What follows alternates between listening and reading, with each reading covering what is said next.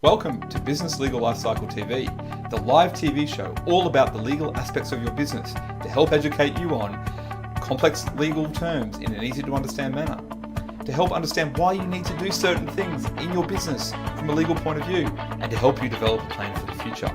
Our mission at Business Legal Lifecycle is to help empower all small to medium-sized businesses around the world to get access to legal advice so that they can help build their communities and make the world a better place. Hi everyone, and welcome to Business Legal Lifecycle TV. My name is Craig Mason. I have with me, as always, one of the founders of Business Legal Lifecycle and the author of the book, Jeremy. Say hello to everyone, please, Jeremy. Hi everyone, hope you're having a great Monday. Absolutely, it is Monday, so it's Fast Fix Monday here at Business Legal Lifecycle, where we go through something relatively quickly.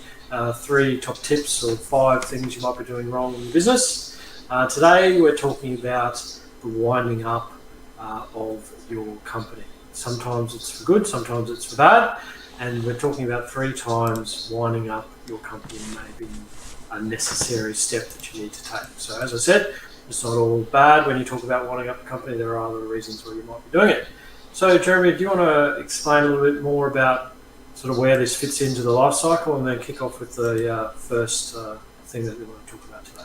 Sounds good, thanks Craig. So the winding up fits into phase 13 of the life cycle, and the reason this comes up is that sometimes winding up could be a bad thing, and as Craig said, or sometimes it can actually be a necessary step that you need to take where you've sold a company or something else. So there are 3 different ones we're going to talk about. I'm going to talk about voluntary winding up, Craig's going to talk about deregistration, and then I'm going to talk about involuntary winding up. So voluntary winding up is in that situation, so maybe where you've sold your business, so it's phase 11 of the business legal life cycle, and you've decided that you want to wind up your company because you don't want to use it anymore. So there you can actually go to the ASIC and actually wind up the company and do that properly, and there's certain criteria that you've got to reach, and you've got to have a liquidator do it, but voluntarily winding up a company is one way to actually get rid of it. And as I said, that could be when you've sold the company, or maybe if you've just shut the company down and you're no longer trading that business, you might want to get rid of it. So that's when you might want to do a voluntary winding up. Craig, do you want to talk about deregistration? Yeah, absolutely. So deregistration is where you deregister the company.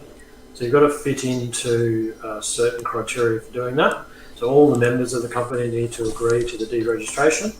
The company must no longer be conducting business. They must have assets of less than $1,000. There's no outstanding liabilities, so no debts. They're not involved in any legal proceedings. And one of the big ones with people wanting to deregister their company, you need to have paid all of your ASIC fees and penalties, etc., that might be outstanding.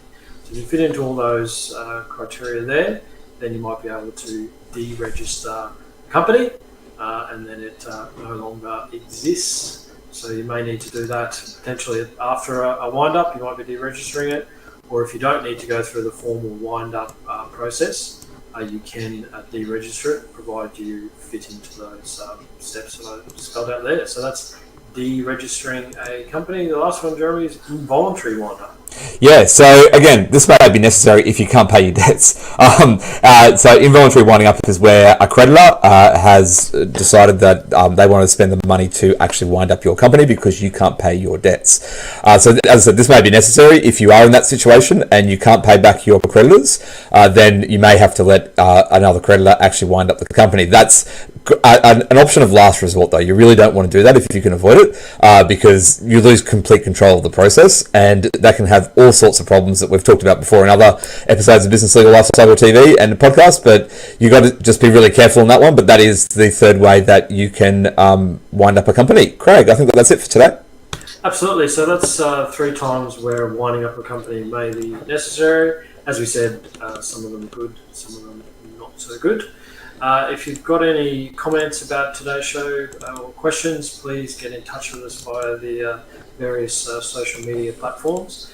This show was show 190, so if you want the show notes from today's show, jump on the website and the show notes will be available there. That's it for us for Fast Fix Monday. We're back again next time for another episode. See you all next time. See you then.